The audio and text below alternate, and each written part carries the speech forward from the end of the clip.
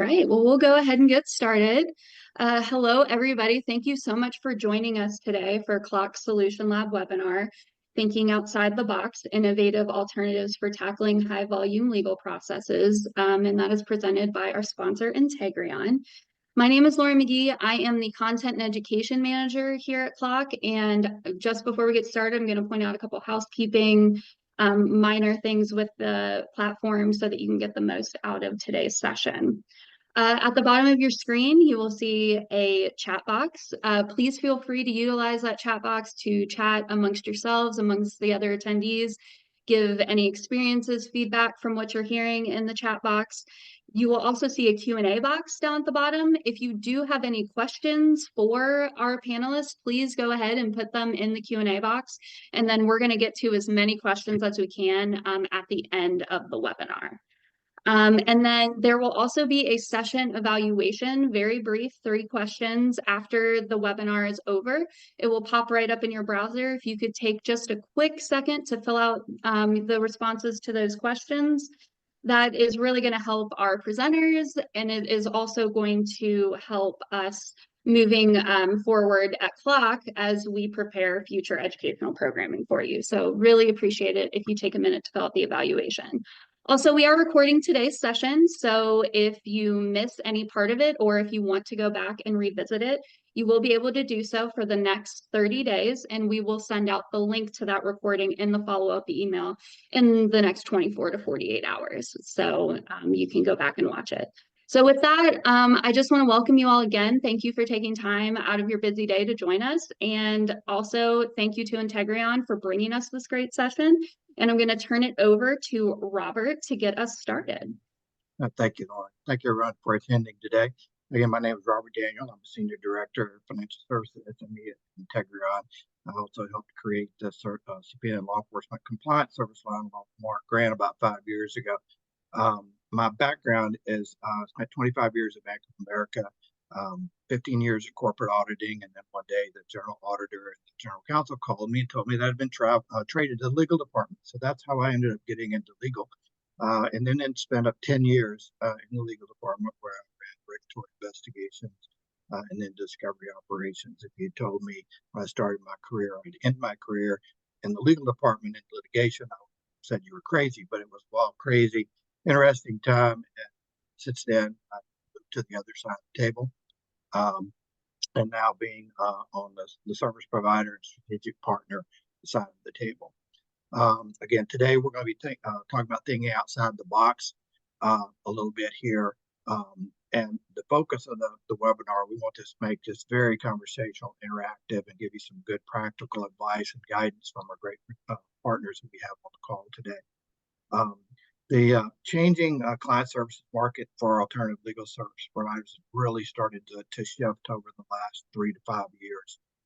So today specifically, we'll be focusing on some of that new perspective related to how people are starting to manage repeatable legal processes, considering ALFPs as a viable optional in non-traditional areas. So really getting outside the box.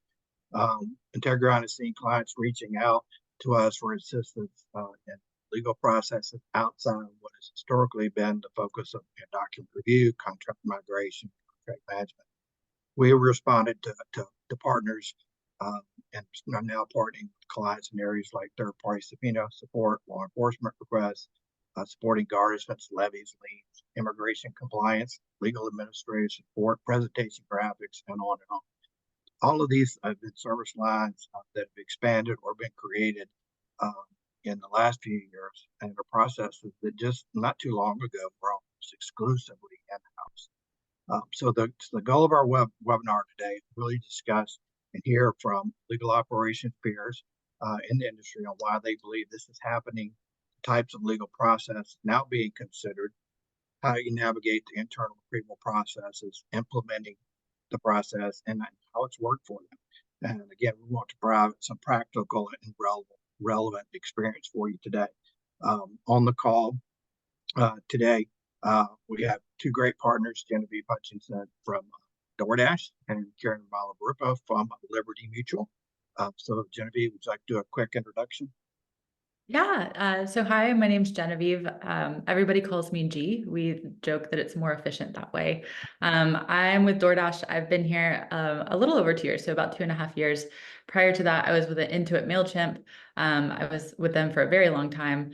So my current role at DoorDash is Senior Manager Legal Operations. What that means for me is that I lead our legal tech team, e-discovery team, and what we call legal process, which is this high volume work. Prior to being in legal operations, I think it's always a fun fact of like, how did you get here? Because I don't know that many of us plan to be here, but I was in restaurant operations for a very long time. And that brought me into workplace operations at a tech company before too long after that, the GC said, hey, it looks like you're saving money. Can you come do that for us too? So very weird road in, but that's how I got here. And it's just a pleasure to be sitting here now and talking about these topics with you all. And I'll hand the mic off to my partner, Kieran.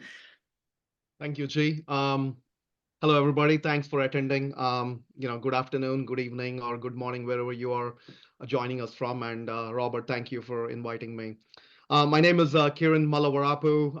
Unlike Robert and G here, since I was a toddler, I wanted to be in legal operations. Just kidding. My story is very similar to what G and Robert talked about. I've been with Liberty Mutual for 15 years, and for the first 15 years, I was in claims operations. And 8 years ago, got a phone call, moved into legal operations, and currently my team consists of legal outside counsel management, invoice audits and payments, legal analytics, project management, and innovation. Excited to be here. Some of the topics we wish to talk to you today. I really hope I knew the answers to some of these 6 to 7 years ago when we started on this journey. So thank you for having me, and back to you, Robert. Okay. So we're going to start off real quick with the survey Lauren's going to put out there. And it's really kind of gauge where everyone is in this process and how you feel about alternative legal service providers. So everybody, this is anonymous, so everyone feel free to respond so we can kind of get a gauge where everyone is. And we'll leave this open for a minute or two.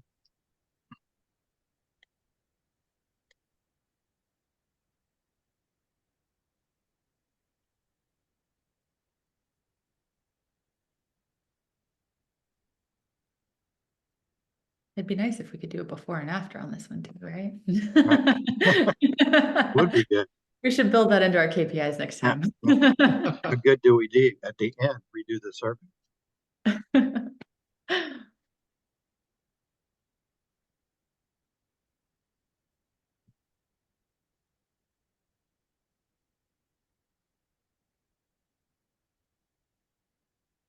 Okay, now that's interesting. We got 43% very comfortable, somewhat comfortable, 14 open, but a lot of barriers. We're going to try to hit that today.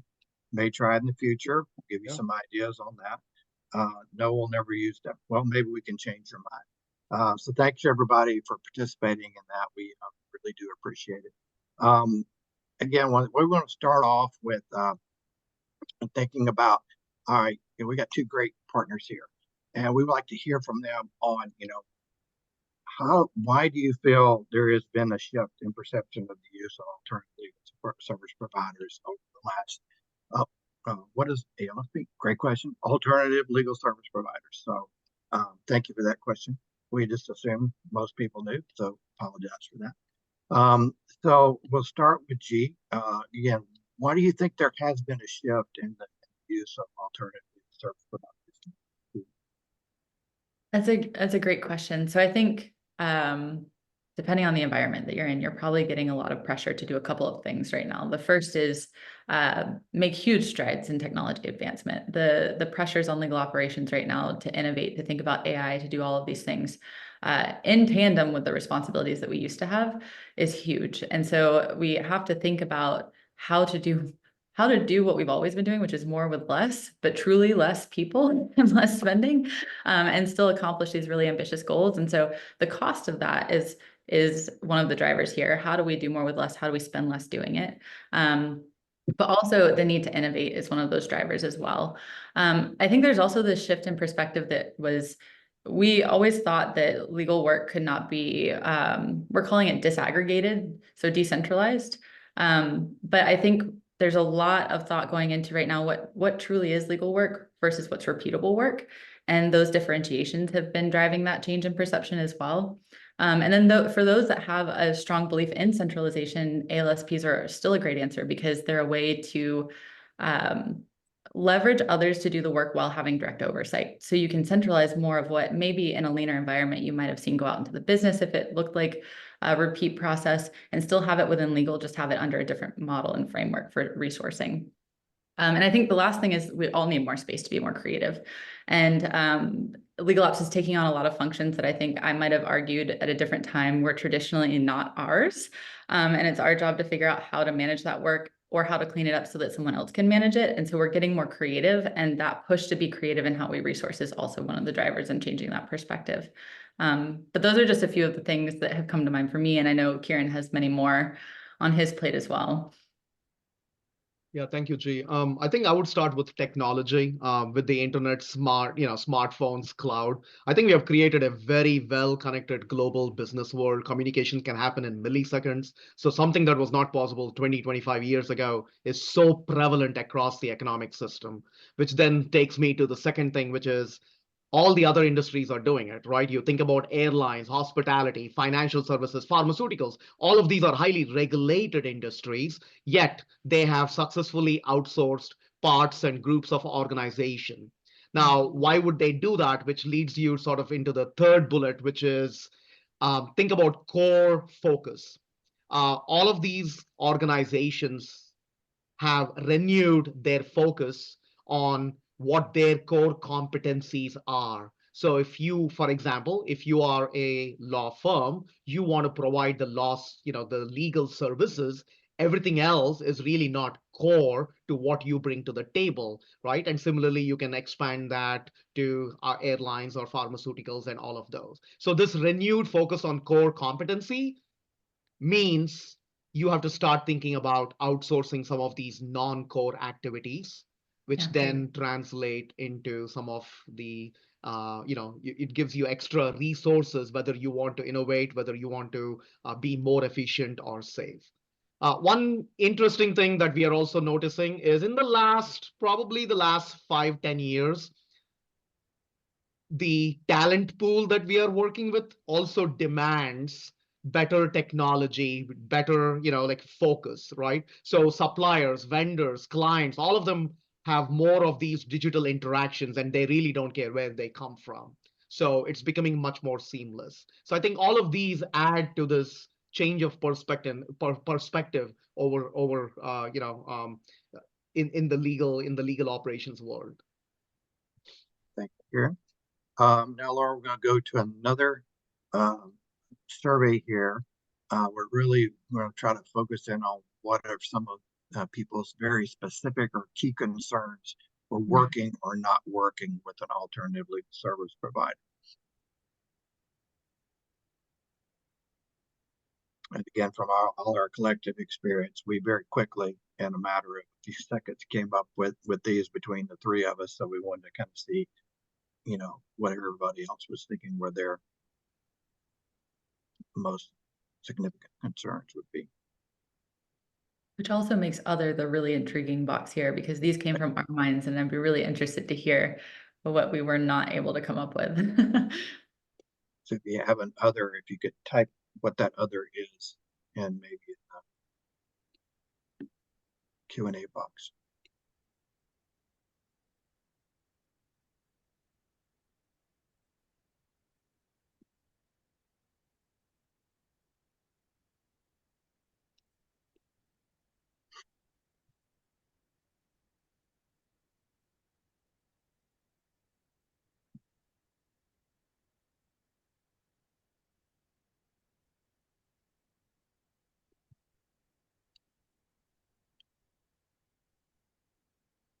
Well, almost a tie there. Cost constraints, data security, hearts and minds. We're going to try to actually, we're going to cover that next in a way. Quality, we're going to address that as well. Capacity, experience. So all great things there. That's none of those really jumped off as being too surprising. One of the things that the very next thing what we're going to hit now is the cultural, what we call cultural and emotional elements of outsourcing. I know over 20 years ago when I was at Bank of America, and we started talking about having contract attorneys do first level document review. Everyone, all the law firms threw out their hands. That will never happen. You can't do that. And here we are 20 years later, and it's kind of like everyone does it. It's been happening for 20 years. But that first push to have it done was huge to get everybody's over that hurdle for some of those barriers, the quality, IT, the controls, all of those things were very real back then. But now 20 years later, those are processes that are standard, almost always outsourced. So Karen, from your perspective, what would be some of the cultural and emotional elements of outsourcing that you've seen or experienced?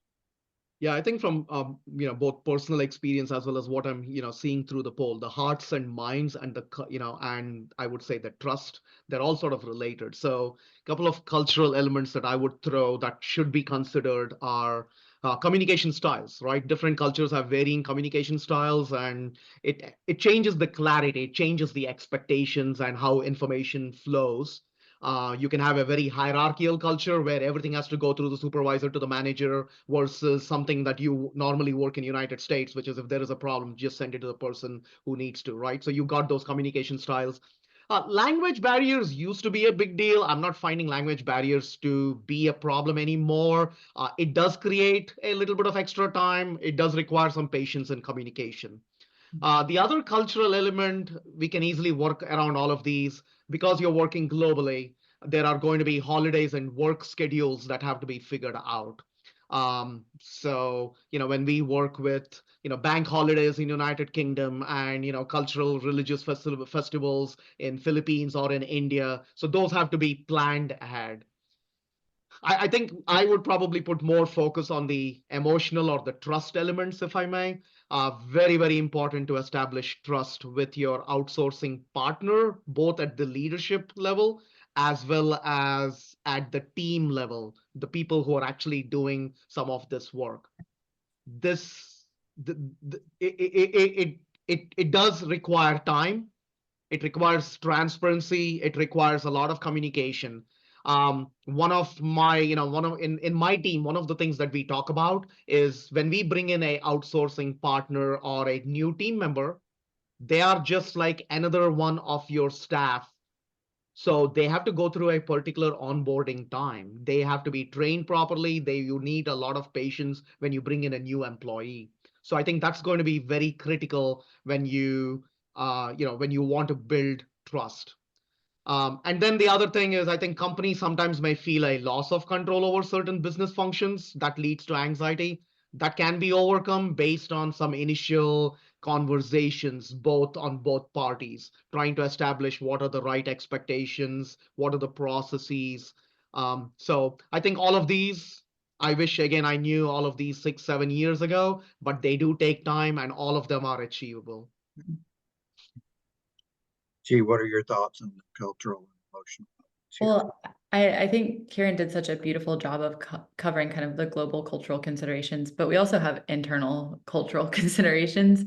And the things that we are looking to outsource are also often the work that people are most comfortable in. It's the checking the box every day. It's the getting to show volume that they are doing. And so what we're actually asking is that they open their doors to us to review those processes, to say what parts of this are so repeatable that we can transfer them over and give you some more complex legal issues. And that's uncomfortable. And so it really takes kind of getting in with those folks and having the conversations early and having a strong relationship internally with those people to say, like, I'm so excited for what this is going to do for your work and for the spotlight that this is going to shine on you when you get to do these other things and when you get to demonstrate that you've been able to create something that's so repeatable that we were able to make it more cost efficient. So I think there are those internal cultural considerations too. I think that part of the holidays that Karen has talked about are actually part of the beautiful internal cultural aspects, because we get to celebrate those holidays with our external team members. Now we get to learn more about the various holidays they celebrate with us when we have holidays. And that's kind of been the nice cultural add too. That's the icing on the cake for all of us once they're in the door. So I think it's great. And G, Um, I'm glad actually you said that. I mean, I completely overlooked the internal, but it feels like the internal ones are the bigger barrier that one has to cross over, right? Yeah. So, Feelings okay, are now, yeah. bad. Feelings are So now, if you, once you've got over that barrier, as we're trying to walk through the process here. So, what are the tasks? Those, and that was a perfect lead into this to you about how do you identify those legal tasks that you need help on that are identifiable, repeatable. Like when you reached out to us, have you ever done this type of process before? So, internally, how do you go about identifying those processes that are right for reaching out for help? Well, I can lead us off, Kieran, if you don't mind. sure. This is actually one of the things that we love doing now. Like, uh, I think you start anywhere where you have an SOP. If you have an SOP for something, then chances are that's a repeatable process. Not every time. I'm not talking about negotiation playbooks and things like that necessarily, depending on what you're looking at. But if you have a playbook, it's probably something that you might be able to work on outsourcing in part or in whole. And if you've got a process map, there might even be steps that are able to be outsourced. So we look for high volume, repeatable tasks. And we will literally go through now on process maps and circle those points and be like, let's play the game of identifying what is core legal work, what is something that requires an internal mind because it's connected to strategy, or it's of legal nature, complex legal nature, or it's something that rises to the occasion of our in-house members, versus what is something that's repeatable that I could write on a piece of paper and hand to someone and they could do it a million times over. And we circle those. We almost play it like Where's Waldo when we're constructing a process. So that's kind of how we look for it. I also think Kieran touched on a really good point earlier, which is like you have to spend time training people. You also have to spend time training products. So when we're thinking about innovation, we're thinking about bringing on maybe a new tool and we need to do user acceptance testing, or if you're thinking about bringing on AI and you know that the next member of your team that you need to train is AI, those are also areas that are really useful because you need someone that has that legal context, but the work itself isn't is more administrative, is a great way to put it. But Kieran, what else do you have? I know you've got a list. No, I think I would, I will double down on what you said. I think the very first, task that you would have, even before you think about, sourcing, right sourcing, outsourcing, whatever you want to call it, is to cleanly have a inventory of all the legal tasks and some of the subtasks that each legal task has, and who performs that, how long does it take, right, approximately, and then segment some of these tasks into the categories that you're talking about, G. I think for our audience purpose, I think I would probably throw 3 frameworks for all of you to consider. Framework number 1 is once you have the entire inventory and what some of these subtasks are, the first framework would be about core and support services. So what are some of the core legal services that your department or your practice area should be doing versus things that are support that enable those but are really not core? One quick example in this particular phase is if you were coming up with a legal opinion, but you need lots of these documents from different systems. All of us have, multiple systems, and data comes from different places. The legal opinion based on some of these documents is the core work. Grabbing those documents, putting them into a PDF format, and putting them into a shared folder is a support task, right? So try to figure out framework number 1 is what is core and what is enable or support services. Another framework, I think, G, you touched upon it, which is high volume, low risk versus all other, right? So if you already have a standard operating procedure, the SOP, if you already have a training document, most probably they're high volume, most probably they're low risk services. So that's another framework you can think about for, right sourcing or outsourcing.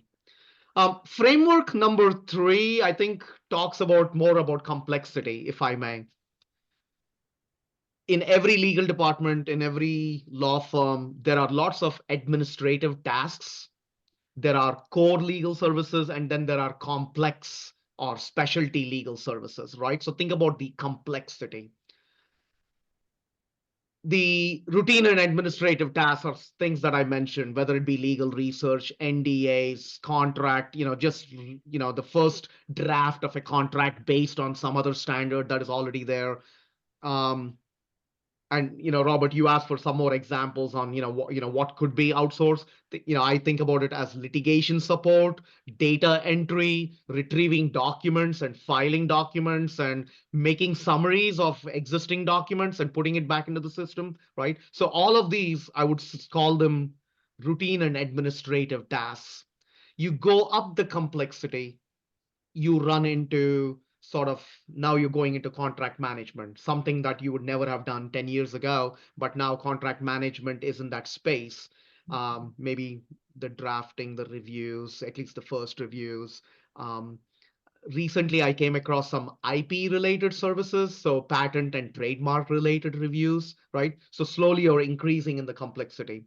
And finally, the complex legal processes. Every department has very specific complex processes for their industry. Most probably will not be outsourced soon, but you talked about disaggregation. So if you take that very complex process, are there parts and pieces you could potentially disaggregate? Maybe, but I think that's an individual decision for every operations person to make. Okay. Thank you. Those are great insights, both of you. Yeah. Now, the next thing we're going to walk through, going through the kind of life cycle is now you've made a decision to outsource. You've looked at a process, you've defined the processes. Now, the internal navigation, that was one of the concerns people had, get it to the internal approval processes, and jumping through those hoops. So we wanted to, maybe Karen, we'll start with you this time. What were some of those internal challenges, and how did you navigate, the processes, the controls internally to actually get it approved to outsource? Robert, did you say G or me? I sorry, I lost. Karen, if you start. Okay, sorry. I thought it's just easy. I mean, once you identify it, you press a button and boom, it's done, right? So that's that easy. In the door. That is, this is where the real, I say the rubber meets the ground, if I may. Step number one is to really identify a very good business case. It has to be very comprehensive. It has to understand, we have to clearly lay out the rationale for outsourcing or right sourcing. It has to include elements of, what's the business value you're going to get out of it? What are some enhancements, whether it be quality, whether it be speed, turnaround time, right? So why are you doing it, right? So we have to clearly lay that out, not just for the stakeholders, but even for yourself, because that should be the metrics of success if this project is going to be a successful event. So once we have this package, this what I call the business case package, you would have to literally start talking to the stakeholders. Obviously, the practice area, maybe the department head, the chief legal officer, sometimes the finance teams have to get involved, maybe the executive leadership team, depending upon your customers, how involved your customers are. We have to bring the customers into that. So I think that would be step number one, just getting their ideas, feeling, understanding their feelings and understanding some of their concerns.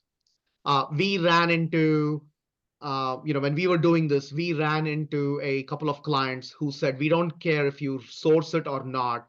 However, we have two concerns and we want to make sure that you never ever break these two concerns, right? So there were some legal issues, there were some data privacy issues, things like those. So we got it, right? So we knew what they were concerned about.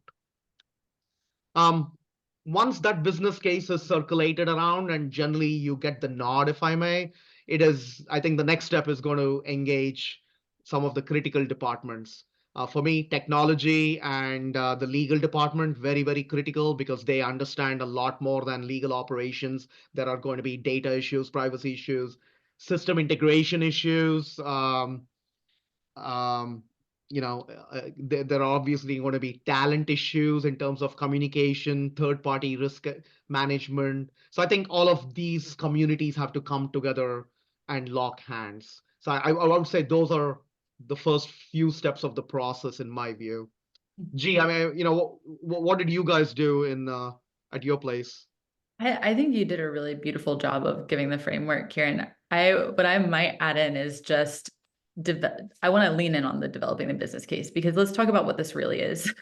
You are probably, if you're in one of these environments where you're like, hey, the reason that I haven't done this so far is because I think I'm going to get pushed back, or I think the legal team won't accept this, or I think this is going to be a, Sisyphus pushing the rock up the hill. Probably what you're going to want to start with is a very small use case, like something, and maybe even something that's under your control to demonstrate to the legal team the value in it. So I would say, I always go into things kind of with a debate team mindset, like build a case that you can prove out and that you can stand your ground on going forward. So when you build that business case, don't just think about the return on investment, because the finance team, maybe your GC, they're going to care about the numbers. But what the people are going to care about is, what did the success look like? Like, what were the metrics that you were driving in that business case, and how did they end up at the end of the implementation? Because that's going to be the document that you take and show to everyone when you try to incorporate more and more of these processes into your model that you're creating. So that's the only layer that I would add there, is really lean in, start small, think about how you can be really successful, knock that first one out of the park, and then use that as your poster child to go around to the rest of the teams. And you'll have a lot more success in that way. But Kieran, you're so right. Like, partnership with these teams early on, getting them to understand the value in what you're doing. And also, I think there's this piece of we're wired to worry. And so when you tell people that you're outsourcing, the thing that they're going to think about is the worst customer experience they've ever had in an outsourced model. And I won't name any internet providers or cell phone providers in this session, but that's where their brain is going to go. And they're going to think about the service that your team is providing. And those partners that you're working with in the business might also think about the security concerns or whatever function they're supporting, the concerns that they might have. If you start talking to them early, start talking about the quality that you're going to provide, the vendor that you're working with, whoever they may be, and how they protect against those things, that conversation early on and getting to that onboarding process and then getting through it will go much more easily for you. So I think that's actually, I want to add something is, starting small, I think that is very, very critical. So even I remember when we started doing our sourcing projects, we picked one state, one particular task, instead of looking at it nationally, instead of looking at all of those tasks, right? So because that was part of our, what are our success metrics? We wanted to iron out some of the workflows, communication issues, like, how do you escalate, quality issues, who's controlling some of these, right? So I think starting small, I think absolutely agree with you on that one. One thing I just remembered, because culturally it was very different for us, where we started with no outsourcing, in the groups that I have been part of. One of the things we did early on, before we even created a business case, we invited other departments and some other organizations that we knew, like, friendly vendors or somebody who could come and chat with us on how does outsourcing work? Were they successful? What were some of the issues? So it almost acted as I would say partly education, but more of exposure. And it sort of built the trust, saying, okay, somebody else was able to do it. Somebody within our organization, or some vendor, or some other, or some other company in a completely different industry was able to do that. So we were able to learn from their journey, some of their success stories and some of their mistakes. So that made our organization, some of my team members, a little bit more comfortable in trying it out. Yeah. And then we said, okay, let's actually go figure out what to do in that space. That's great. Thanks.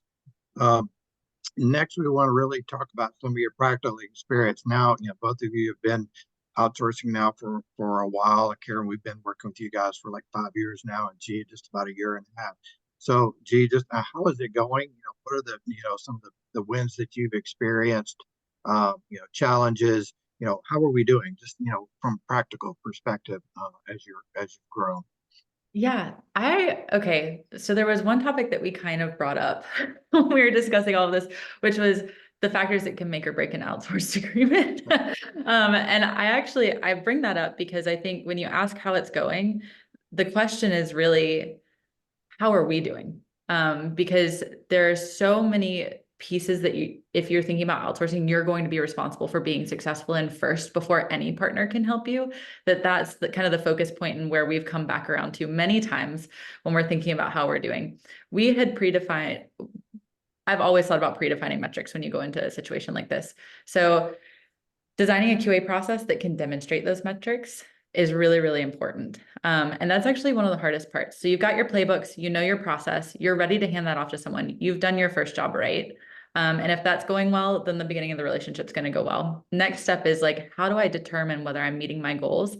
And those goals, I think we asked the question at the very beginning of this conversation around what your concerns were. All of us are worried about quality, and our teams are really worried about quality when we bring these ideas up to them.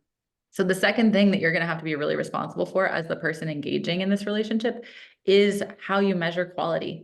And that's going to be a tough thing because depending on what you're working to outsource, measuring that actually can be more nuanced than you think. And you're going to have to figure out a way to have structured data about that, because that's what you're going to show to people. So things are going well. I think if they were to go better, it would have been on our part. And that's why I'm bringing that up, is like, you are really responsible for not only creating the foundation of success, but also for measuring it as you go. But I don't know, Kieran, what can add something to that for me? I feel like I've maybe gotten away from the question a little bit. No, I think that is actually the crux of questions. What are the success metrics? And it depends upon the process. I think the only thing I would add is we have done sourcing in very different places for different types of processes. There were certain processes where we absolutely knew the SOP.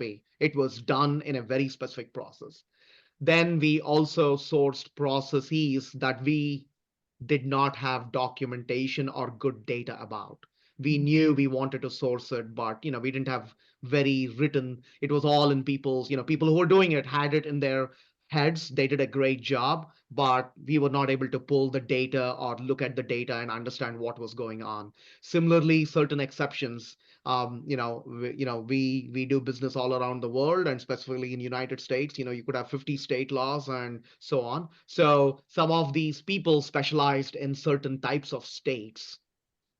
So going back to the success metrics, as well as what our experience has been, where we had processes with very good workflow written down, our measure was going to be strictly about the quality, the cost savings, the turnaround time, and sort of the client satisfaction. In all of those, I'll be honest. Yeah, it's the first 2 to 3 months were never perfect, and I don't think they'll ever be perfect. The first 3 months, there is a lot of understanding. There's a lot of quality. The team on the other end, like the vendors that we work with, they also have to come up to speed. They have to understand the nuances. There are going to be some quality issues. So pulling a pilot, if you were doing a pilot for the first 2 or 3 months just to see how it goes, switching off a pilot within the first 2 months is an absolute mistake. It has to run long enough so that you can say whether your vendor or whether they have the right capabilities, are you getting the right quality. So in places where we have a good SOP, we were able to measure quality, cost, customer, the turnaround time, and we felt very, very good. Places where we do not have a standard operating procedures, we learned some interesting things. We learned interesting things about our own business, if I may, right? Because we almost had to recreate our training manual. We had to recreate the list of exceptions. We had to recreate the segmentation model, as in, hey, if you get A, B, C, you can do it. But as soon as you get D, send it back to us. Previously, we had given them A to Z, right? So we were learning all of these things. I think cultural barriers also play a very important role here, right? Sorry, Robert, I'm going to pick on you, but How do I know Robert is Bob if I lived all my life in, outside United States or England, right? So that took some time to understand that those were the same names, right? So again, these are all very tiny things, but these are this is where patience comes in. This is where training comes in for the first 2 to 3 months. But overall, I feel we are in a much better place. We have built a excellent relationship across both the teams working in United States and with the vendor. The collaboration has brought in more process efficiency, much more understanding of the process workflow itself.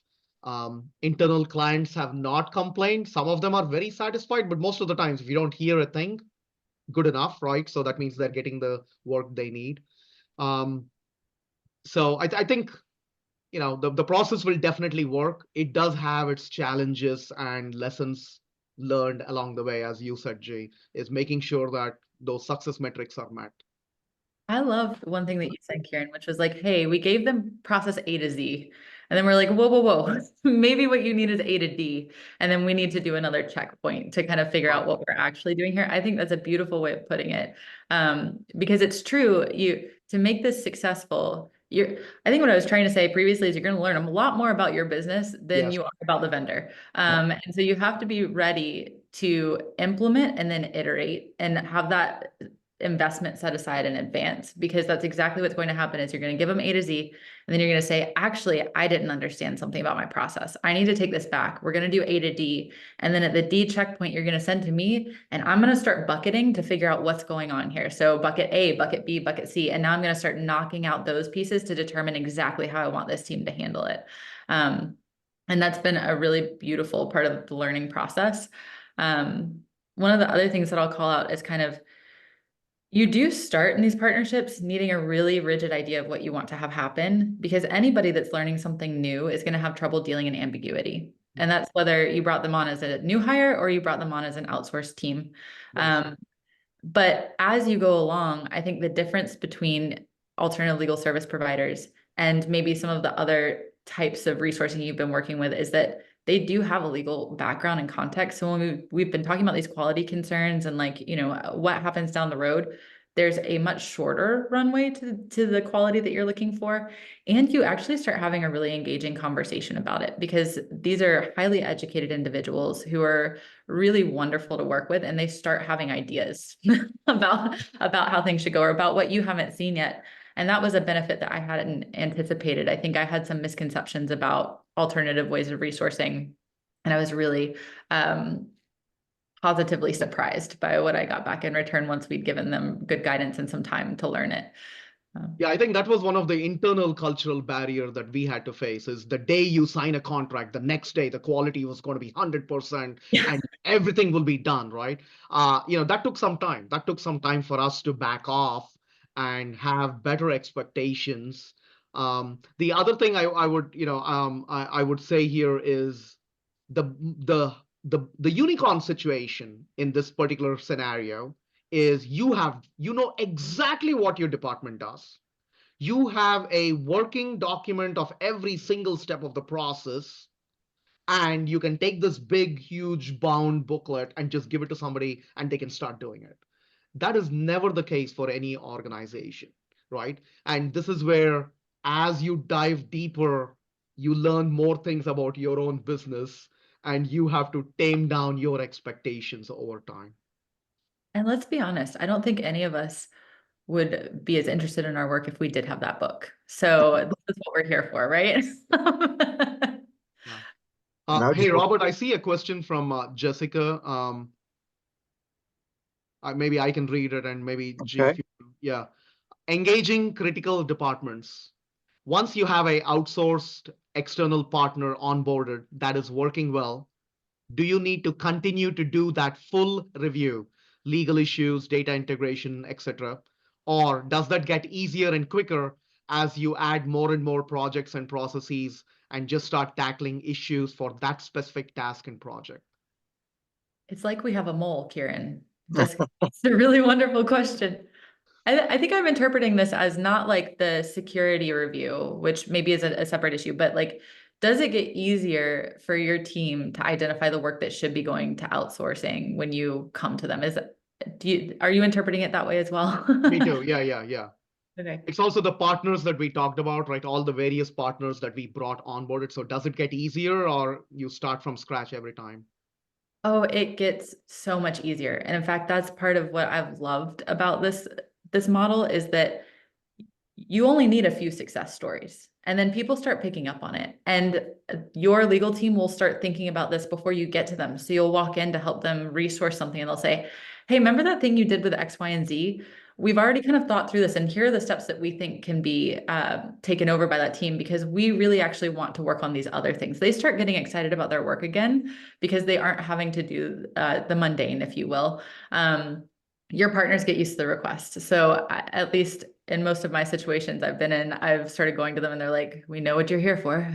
Just, give us the information. We'll do what we did last time. So I think the hill does lose its steepness each time you do it over again. But that's my experience, Kieran. What have you run up against?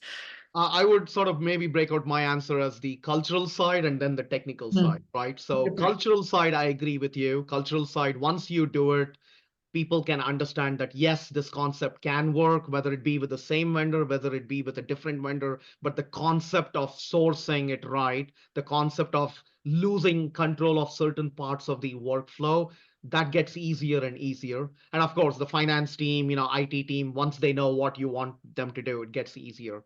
On the technical side, I think I have a different answer for Jessica. Technical side really depends upon what you're trying to outsource, who is the vendor, what are the data security processes, what are the privacy issues, compliance related guidelines. I mean, what if you have, again, Jessica, I don't know which industry you work in, but maybe it's easier to work with a vendor in England versus if you send it to Philippines, maybe there are a different set of guidelines on compliance. So you run into all of those issues.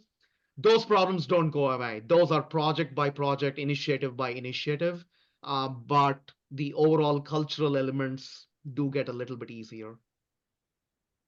And I think Hopefully that answers that.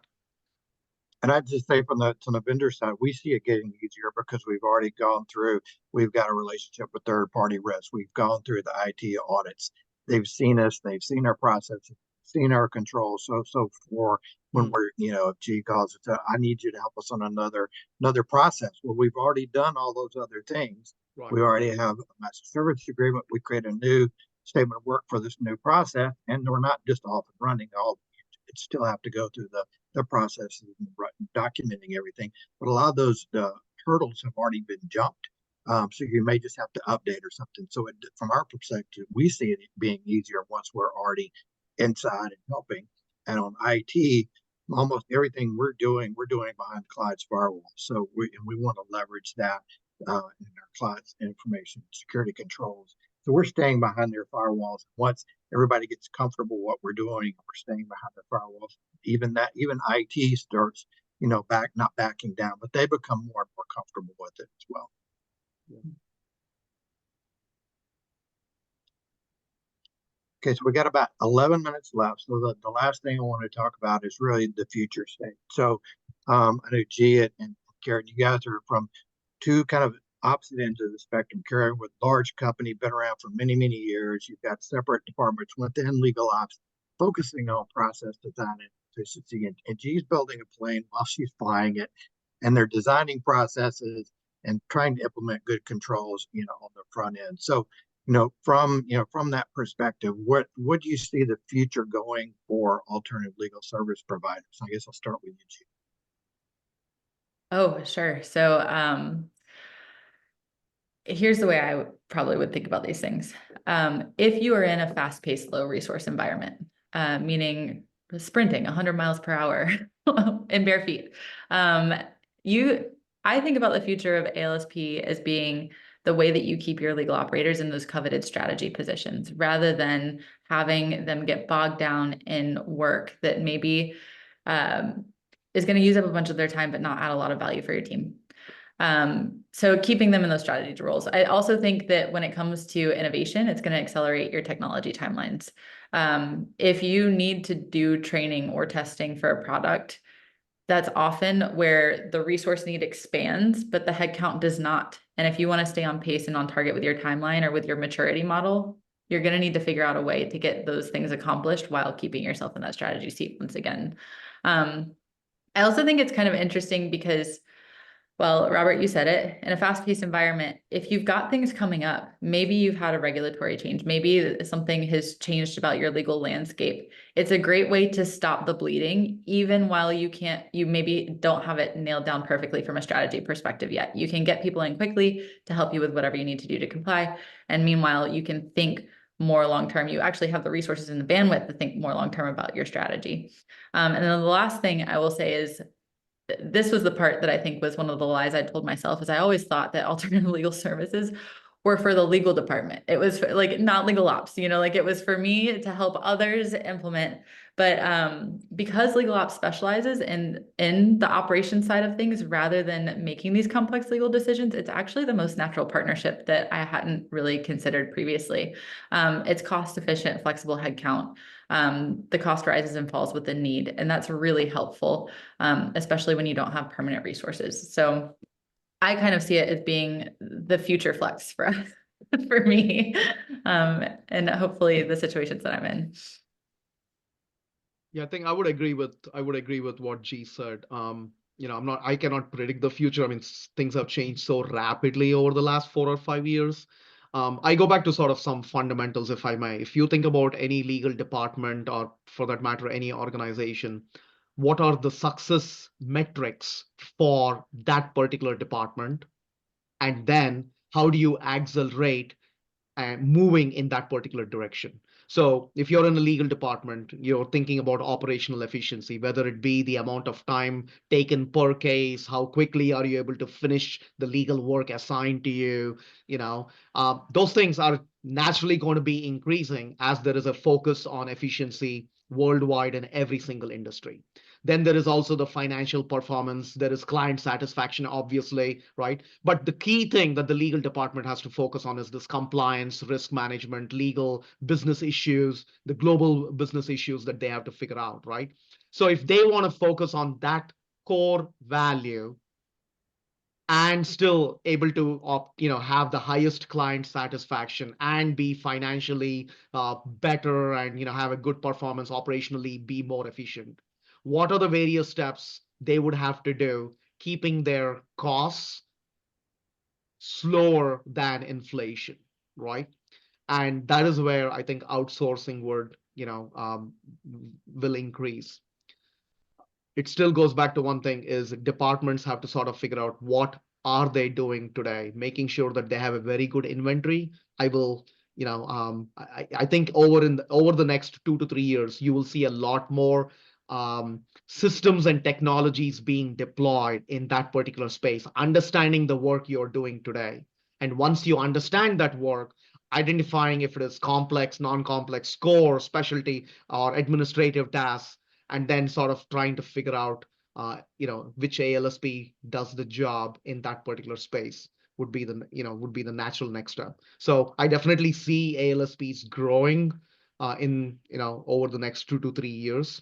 And one other thing is, I would also challenge the ALSPs to utilize technology. This is not just a sourcing issue. This is not about, hey, we are doing X number of work here, and that same X number of work, number of people is being done in some other place.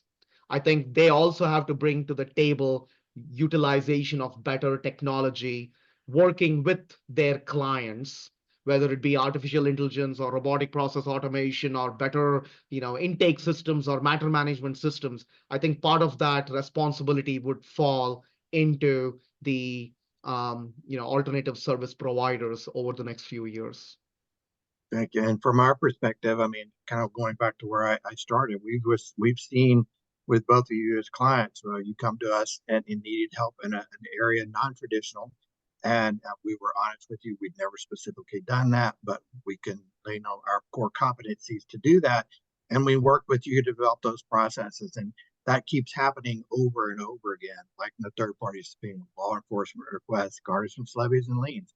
And again, we're presentation graphics, and we've got multiple service lines that are expanding over the last 3 to 5 years Because people are doing what you said. They're looking for these pockets of work that are high volume and repeatable, and they're reaching out to us and say, "Can you help here? Can you help there?" And it's been a natural growth area, for Integreon, helping this. But I think it's, the horizon is broad and getting deeper, because more and more people are starting to think this way than they were just 3 to 5 years ago. We only have a few more minutes left, so we're just open this up for any questions from the attendees.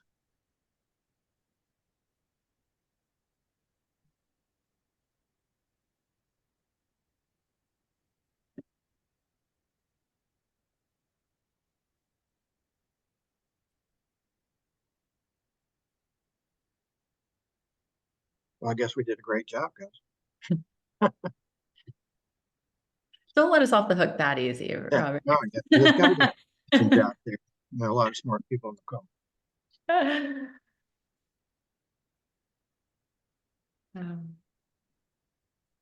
Awesome. Yeah, I don't see any questions on the Q&A here. Okay. All right. Well, I guess I'll just go ahead and close it. Genevieve, Karen, thank you again for agreeing to be on the Integreon call today in this webinar. I think it's been really useful. Again, we wanted to make this very conversational, practical, useful for people to watch, and I think we've done. So again, thank you for attending, and Laura, thank you and CLOC for helping us present this today. Yep. Thank you for having us. Thank you, Robert. Thanks, everyone. Thank you so much, everybody. Just wanted to do a quick thank you again to our panelists. This has been a great conversation. And of course, thank you to Integreon for sponsoring this session and bringing it to us today. As a reminder, you will get a copy of the recording. So definitely go back, revisit this conversation, and please do fill out the session evaluation. So thank you all for joining us, and we hope to see you on another webinar very soon. Have a great day. Thank you, everyone. Bye.